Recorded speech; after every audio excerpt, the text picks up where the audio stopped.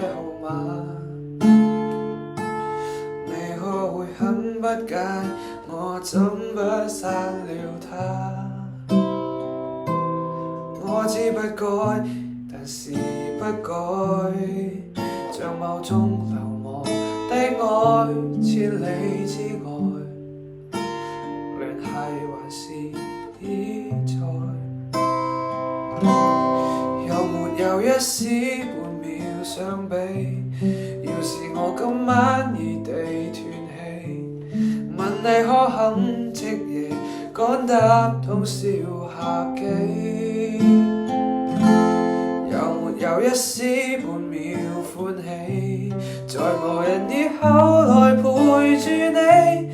若覺得將這責任加諸很離奇，是我自私今世最後騷擾的人兒，只想是你。